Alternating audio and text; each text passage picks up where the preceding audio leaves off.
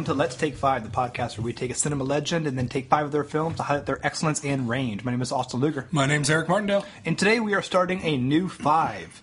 We are going back to look at actors, and we are looking at a great actress of Jodie Foster, actor and director. But this we're going back to when she was just 12 years old with the film Taxi Driver. In the weeks to come, we're going to be discussing her in The Accused, Silence of the Lambs, Maverick, and Contact.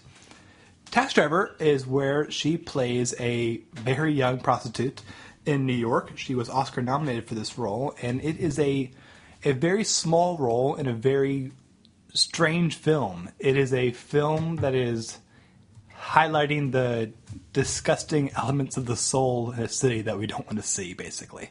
Is that a fair assessment, Eric? Yeah, I would say that is that's pretty fair. Yeah. Did you have more you wanted to add right there? Nah. Yeah, so this is the third or fourth time I've seen this movie.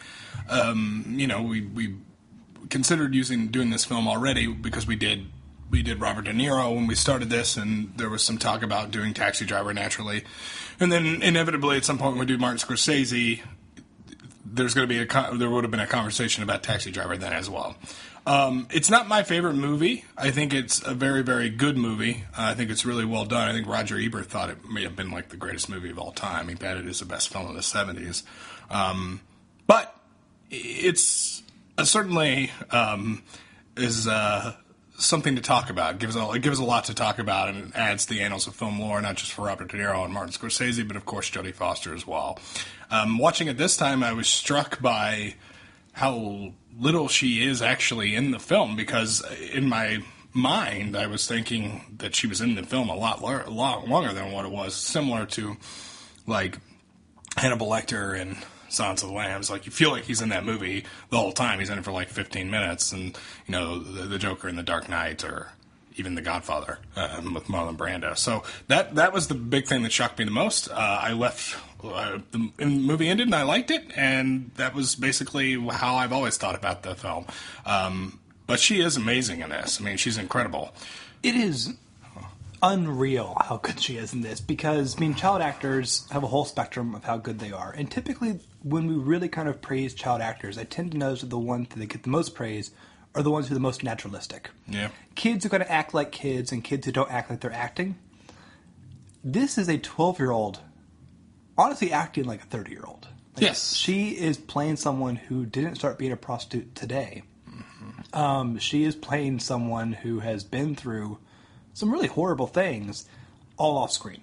Yeah. And you can kind of see that through her performance, not because she's essentially like overplaying a certain like damaged reputation or that. It is, she is playing it as, this is my day-to-day. Mm-hmm. And what really kind of catches Travis Bickle's eye, Travis Bickle being Robert De Niro, is the first 2 times he sees her, before really she has any like a lot of dialogue, is that she keeps like looking at him. And Travis Bickle is now someone who is crazy. He's a crazy person. Mm-hmm. And he's driving his taxi all across the city, and he's trying to kind of, romance Sybil Shepherd. He's trying to do this and this. He has some weirdo friends. But he keeps saying that he kind of sees the worst of humanity. And a lot of people around him like don't really get how deranged he is. But it's clear that she does, because this is who she sees the most. That's what I kind of got as. Because they make a big deal of like when he sees her the second time, she kind of keeps looking back at the cab, not necessarily because of recognition of like knowing that she saw him a few weeks ago, but because like, I don't know, there's something familiar about him. Yeah, it's a confidence. She's able to spot that in a way that other people that he runs into on a day-to-day basis are not able to do necessarily. I mean, you think about Sybil Shepherd in the film, she ends up going out with him and then going to a porno movie with him. She didn't know it was going to be that, but people, he's able to communicate with other people and be around other people, including a senator who's running for president without knowing it. But she does seem to see more in him, or more the other side of him a little bit more. And I think getting kind of back to kind of what we're talking about it being naturalistic. It's really hard, like for an actor or whatever, like to it's like playing drunk, because you're not going to act gonna act while you're drunk. So like, playing drunk, like that's a difficult thing to do. And then you're playing a child prostitute. You are a child. She just is natural. She just plays it the way she should play. Nothing's played up. Nothing's understated either. She's just living in the moment, and she's listening and responding, and she does an excellent job of doing that. And she does. The fact that she's 12 years old when she does this film, she doesn't feel 12 when you watch the movie. She it looks like just Jodie Foster, She looks... It's hard to, like, really wrap my head around the fact that she's 12 years old. I can't overstate that enough. Well, she has a face that, like... She's definitely 12 years old in this movie, but she, like... You can always tell this is Jodie Foster. Mm-hmm. We've now seen her act throughout the decades, and she's incredible, but it's always, like...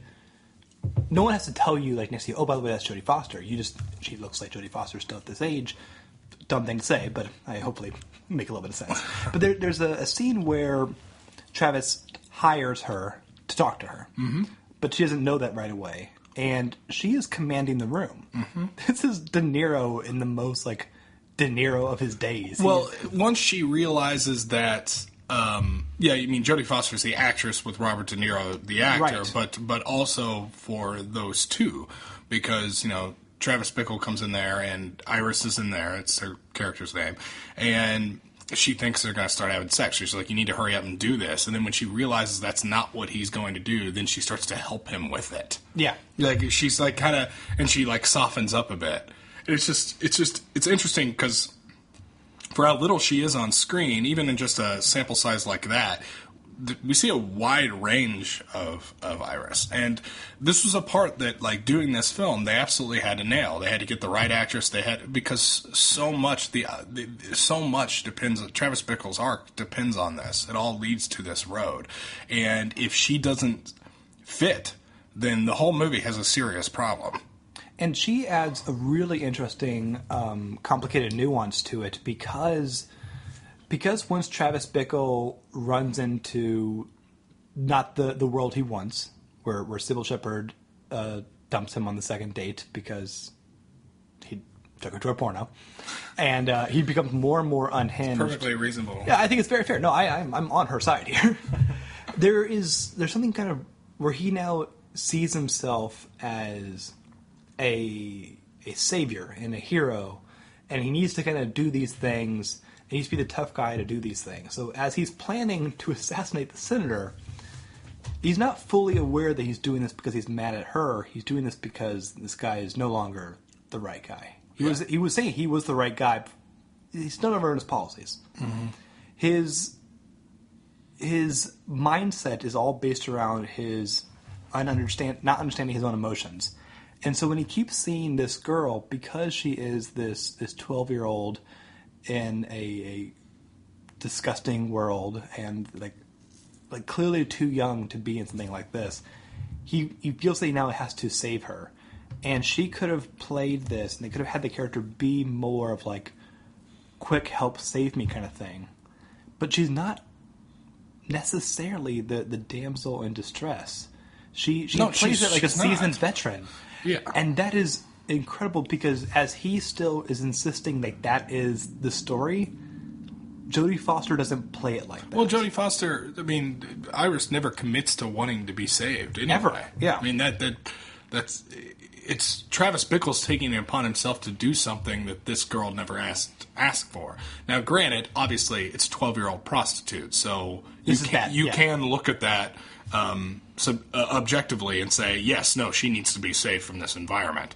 But that's a whole different thing entirely from a character actually trying to even meet him halfway. Mm-hmm. I mean, she shows some interest to breaking away from this lifestyle when she talks to him about, like, oh, you're going to move with me to upstate, that sort of thing.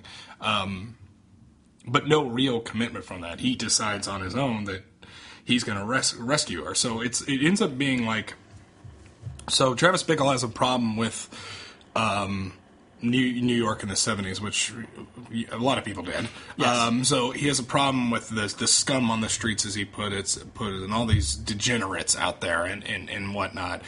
And so he decides to wipe them out he declares some sort of war against the New York nightlife, the New York City nightlife, and he needs something to fight for, and that's her.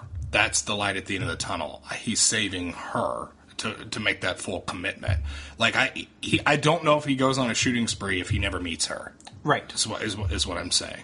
Now, you can debate about the shooting spree and whether or not it even really happened. We'll say that near the end, because there's some interesting elements about that do tie into the performance in the movie. Because the movie, it's so curious to see how it depicts the New York at its worst. Yes. It's the worst place on earth. It's a hellscape. Yeah. And the brightest looking place is a politician's volunteer office, which is very ironic. With Albert Brooks around's the brightest place. Albert Brooks. Oh boy. Albert Brooks with his biggest hair he's ever had. He's delightful. He's really funny, yeah. He's really funny. Sybil Shepherd's great and also quite funny. But it's so curious because, you know, he has these scenes with these other these guys and the people he picks up. And the most famous scene is when he picks up Martin Scorsese. He does act in one scene. I think it's just, his name is a man who looks at the silhouette, who is a man who is very upset, to say the least, and very deranged and plans to murder the man sleeping with his wife and his wife. And his wife, both of them. Yeah. That is a marker in Travis Bickle's... And I never noticed until this time that, because Scorsese's monologue, he keeps talking about the gun he has. The gun, yeah. And then when Travis goes to buy some guns, the first thing he asks for is that gun. 45 Magnum. Because Travis is someone who is such a sociopath in that regard, where he just is... He has no proper opinions of his own, because he doesn't fully know them. He just picked up this album because she said it was good. You know, he seems to go to the pornos not for any sort of sexual pleasure, just but because it looks like it is a prestigious thing as he walked down the street. Yeah, right? It's a movie. So. He doesn't recognize it's different. No, he buys popcorn and stuff. Yeah, he does. Which it's hysterical that they have that. Too. Yeah, I know. I thought that same thing. I thought that was really funny. Because then he walks into the most disgusting looking theater I've ever seen in my life. Yes, and he. No, you're right about that. I mean, it's kind of like he latches on to something and. Not an expert, well, and the politician, too. Well, obviously, he's going to vote for the guy. He wants the guy to win, but he doesn't know anything about his policies. But that's kind of it. It's like, he almost gets into, something as a hobby. Right. Because, he knows a little something about it now. You know what I mean? He keeps repeating the phrase that, what else am I going to spend my money on? Yeah. He doesn't know what else to spend his money on. Yeah. He literally doesn't. And... I love... and when he works all the time, he'd rather be in the taxi cab than at home. Where they tell him where to go. Exactly. I love Peter Boyle in this movie. I forgot Peter Boyle was in it in a song. Peter Boyle plays a guy named Wizard. Yeah. And he has this kind of great moment about, how he's been doing this forever. Never owns his cab. Yeah. That's not the kind of guy he is. He's just the guy, he owns his cab. Some people are chefs and doctors. People die, people don't die, No. He drives someone else's cab. This is what he does. That's about the stupidest thing I've ever heard. that monologue, this is slightly off topic for our podcast, but it sounded like, if you had a different actor play it, it's a Rick Sanchez monologue from Rick and Morty. Yeah. This is just a rambling thing that sounds like it has a conclusion, but doesn't.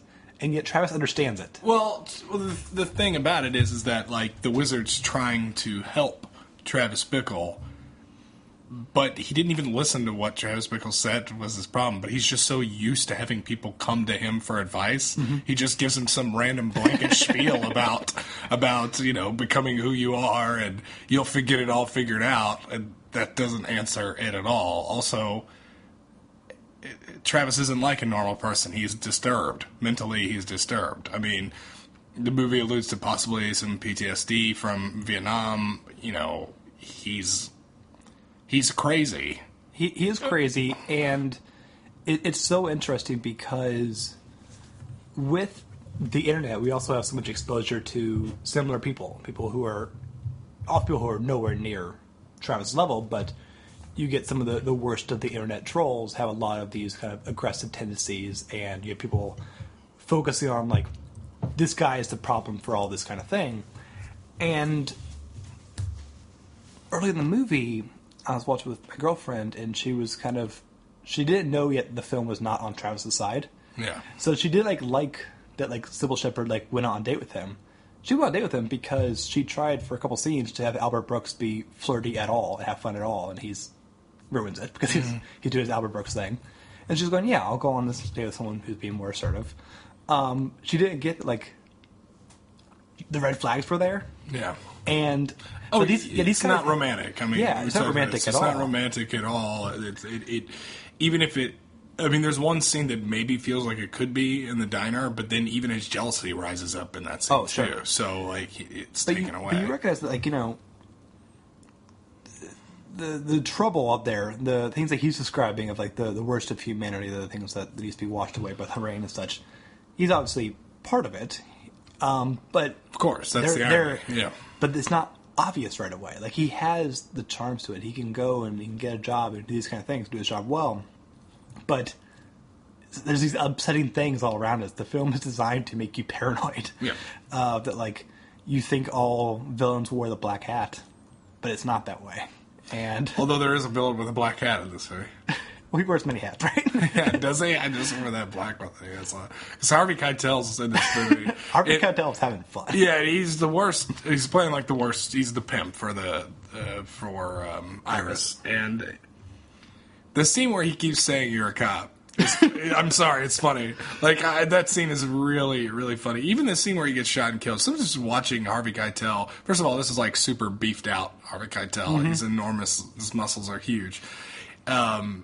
He's just. I love watching those two act together. In general, because they're so good together in Mean Streets, and then seeing him in this too. And I like Harvey Keitel a lot.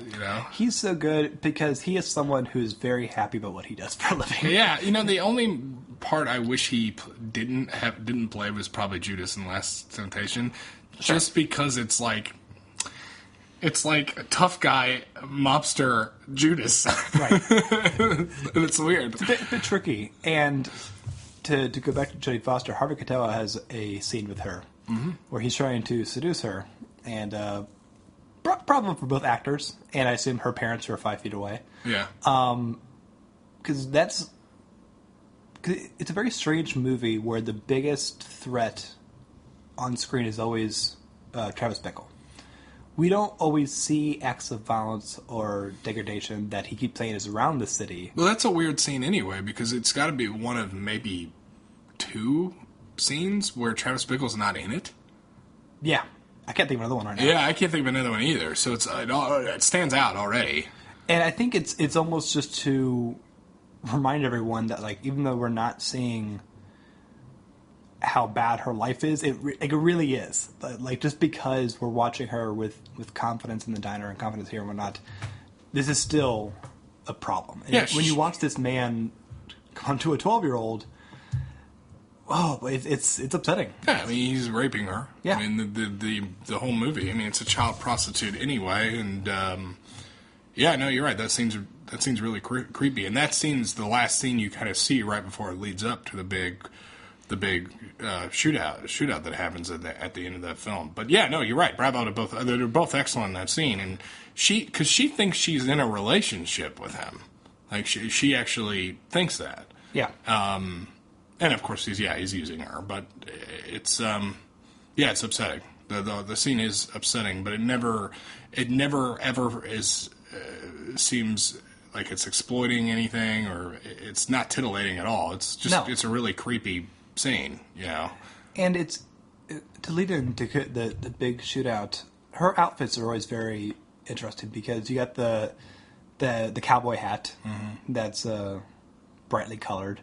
And her outfits are designed to always remind you that she's a child in many ways. The scene in the diner with him when he takes her out to eat, Travis takes her out. Yeah. Also, one of the few scenes where Travis is the most normal and kind of kind. Yeah. She's not wearing a hooker outfit. You know, she's dressed like a kid. Yeah. And it's the only time you really see her as a kid. She's making a jelly sandwich. Yes. It's a very nice thing. She's making toast, and she just kind of puts the breads together. Yeah. I really like that. Puts the sugar on it, yeah. As opposed to him, oh, wait, does it happen later? Is this something that he kind of, like, mimicked? Because oh, yeah, because he does it later, too. That's right. Well, he has a bowl of bread, and he pours whiskey on it. And he puts sugar on it. Yeah, I remember seeing that. It was making me... Ugh, God, that grossed me out. Yeah, also, that's the other thing. Travis Bickle appears to have some alcoholism or alcohol issues as well, too. You see him on the street with the... He's drinking a lot. He pulls a flask out and he takes a swig of it. But it's just like everything in this movie where, and now we're mentioning him mimicking that, there's nothing in this film that's not subtle. Mm-hmm. Everything is subtle in this film. Like, this movie could just wash over somebody and they don't even know what really happened. Right. You know, or what was really going on. I guess, I don't know if it's brilliant in that way or... Well, it's curious because Scorsese and De Niro did a sort of similar film where they are watching a deranged character with the King of Comedy. And this one's way better because I think it is more subtle about the judgment. It makes it where you are watching a really upsetting person and you want to keep watching, whereas the King of Comedy, he's so obnoxious and so... Well, what a raging bull, too. Absolutely. Yes, as we talked about. Yeah, which is just... There's curiosity in people that you're not a fan of, really. And as we get into the ending, and the ending has been debated about since it came out, there's something that, like... Because the big debate about after the whole shootout, he goes into the place to basically kill everyone but her to save her. The big question is whether or not what happened afterwards, where he's declared a hero, happened, whether the shootout happened. How bad is his delusions at the point of the film? And something that I noticed this time, kind of two clues or just nice touches. Jodie Foster's outfit is very different in that scene. She's just wearing white lace. It's like a symbol of innocence kind of thing. And she is not talking at all like she did like earlier. She's just like, well, she's in shock and like screaming mostly. Yeah. But like, there's nothing like familiar about like where there was. And she's not dressed in any of those kind of outfits from previous things. And also, when he tries to kill the senator, he runs away really fast. Like, looks kind of like a dork a little bit. I mean, the guy chasing him is way worse. He does a really weird fall. So. Yeah, he stumbles runs into a guy, yeah. But, like, he's not the super cool John Wick that he is at the end. And well, I think that that scene failed. Or he failed, not the scene, but he failed at assassinate Travis. So Travis failed in that scene, but he had to kill someone. Like, I think it was at that point. He had to kill somebody. Was it he had to kill someone or he had to accomplish something? Or is it both? I think it's both. I think it's going to be violent, whatever. I mean, he goes back to that whole, we say accomplish something, but the very beginning of the film, he's talking about how this all needs to go away. This needs to go away. Yeah. Something has to be done about this. And during that monologue, there's nothing on screen. It's like an empty street with rain. There's a real rain's going to come and wash the scum, and he's going to be that. And I think he fails to assassinate, then he improvises and decides, well, I can save her or kill these people. Right. So he does that in the shootout, and then he also tries to kill himself, but there's no bullets in anything. Right.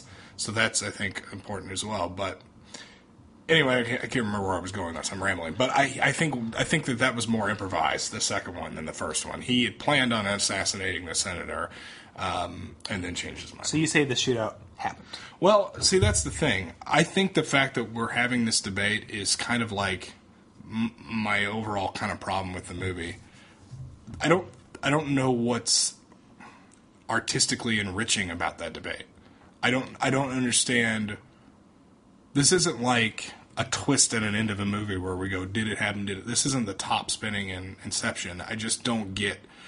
I mean, that had a very plot-specific reason for that. This, in Taxi Driver, just kind of feels like we're having this debate for no reason.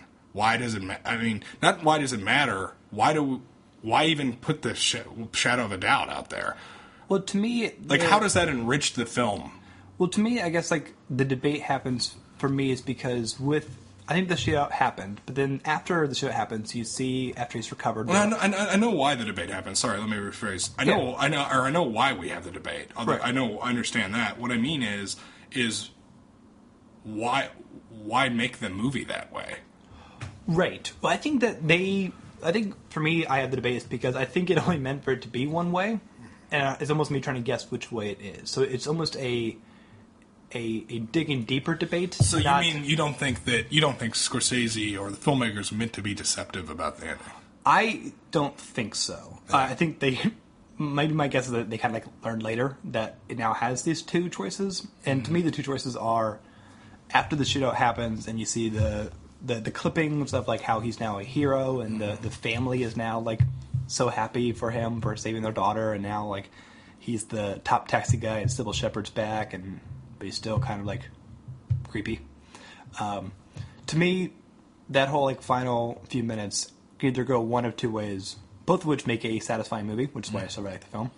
Number one is that because of the large overhead shots, they're not the rest of the film, he did die in the shootout. And as the fact that what he wanted the most, we're now seeing his delusions as a hero, and this is what he wants. He's not Batman. He gets to keep driving the cab. He gets to still be flirting with her, and he still gets to be what's in the back there. He still gets to keep doing exactly what he was doing. His delusion is a continuation of just being allowed to keep doing it, because that goes back and says that everything he was doing was 100% right. Yeah, no, and I get that. That's sort of A, I guess. That seems a bit heavy-handed. But, okay, say what B is. Well, B is the one I don't like as much, which is... It just happened? It happened, and then the last few minutes have a larger satirical bent to it than the rest of the film, which just feels a bit jarring to me. But it is an interesting comment about how society will twist things into a narrative, and the deranged can kind of keep doing what they're doing in a way of he's a hero because he bought the narrative, really. See, I think that's what happened. Yeah. And for that reason, and I guess my reasons for that are just simply that there's nothing else in the film to suggest that type A of your point, to suggest that was how that scene was structured. Sure. There's no... We know that Travis Bickle is delusional, but we don't see an actual personification of his delusions. Correct. So that makes it, to me at least, makes that I have no reason to not trust the ending happened, because I haven't been tricked at any point in that movie. And I feel, stylistically speaking, that would be a really, what's the word? Just a really kind of inconsistent, and not all that flattering of a touch to put on the end of the movie to say these are now these delusions, right? Yeah, and it's just okay, well, and you could say maybe he got worse the whole film. So I think there's an escalation. Well, and there definitely is an escalation. The film's constantly building towards that, but at the same time, narratively speaking, there's never been anything like it in the film. Now, granted, the way the scene freezes as the camera's pulling out and then the cops are frozen there and floating, that's new too. And filming Sybil Shepherd that way was so weird in the back of the cab, because she's it's almost hard to, you don't see her get in, and it's only done through the back mirror, and it looks like she's almost floating. It actively looks weird. Well, she's already... Yeah, no, the scene is set up pretty weird, the very ending, because it looks like you have a fare. There's just someone already in her cab, and it's her. Yeah, no, I get you. It's weird. I will say this. I found it creepy. Oh, yeah. It's definitely... every version's creepy. Yeah, no, exactly. I find the post-shootout fallout ending, to be the most disturbing part of the film, actually. Especially when you see how handwritten that letter is from the father of you saved my daughter and I brought her back to Pittsburgh and I can't afford to thank you more, but it's such a you are a knight of Camelot. Yeah. And we've seen him not be that. Yeah, no, exactly. And this is not a person that should be celebrated at all. This guy needs to be locked up or put on medication and put in a padded cell. I mean, he's dangerous. Yeah. So, he like, is absolutely dangerous. Yeah, and no, it's just, and I would say, like, I've never been blown away by this film. Like, I understand, I recognize this place in film history. I think Jodie Foster is the best part of this film. I think she's amazing. And I think Robert DeNiro is so good always, particularly in the 70s. It just doesn't ever really take me to places I kind of want it to. I mean, the whole movie is sort of a build towards the ending, and then there's that question at the end. But Travis Bickle, personally speaking, is so, like, repulsive and disgusting, and the world is so disgusting and gross, and all the people in it are, to the point where I kind of feel that way watching the movie.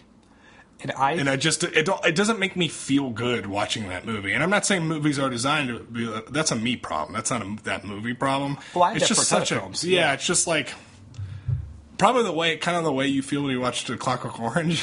Yes, I kind of feel 1000%. I kind of feel about this movie. I do like this movie, and it's more than competently made. And some scenes are absolutely incredible. And the "You Talking to Me" scene is fantastic. The scene with Scorsese is fantastic. All the stuff with Jodie Foster is amazing. But yeah, that's just kind of the all. And then the fact that you can't have a conversation about this movie without debating whether or not the ending actually happened is just. Has always kind of just been a tad annoying to me too, but anyway, no, it ended on a negative note. I like the movie, and Jodie Foster's incredible. It's such a strange thing because, like, we do our 5 chronologically, and so we get to highlight one of her roles as a child actor. This is such a great film. She's in like 6 scenes, and 2 of them are her looking at the cab. So I wish we had more to say with Jodie Foster, but we definitely will next week when we'll be back with her first Oscar win with The Accused. Until then, you can go to theartimmortal.com and leave a comment about what you think about Taxi Driver. Tell us what you think about the ending, or don't, and realize that there's still an hour and 45 minutes before that, full of Jodie Foster awesomeness. And while you're there, you can check out other podcasts, including The Immortals, where yesterday's episode we talked about Unforgiven, the children's book The K, and the show that I adore, Borgen, that Danish political show that everyone keeps talking about. Borgen!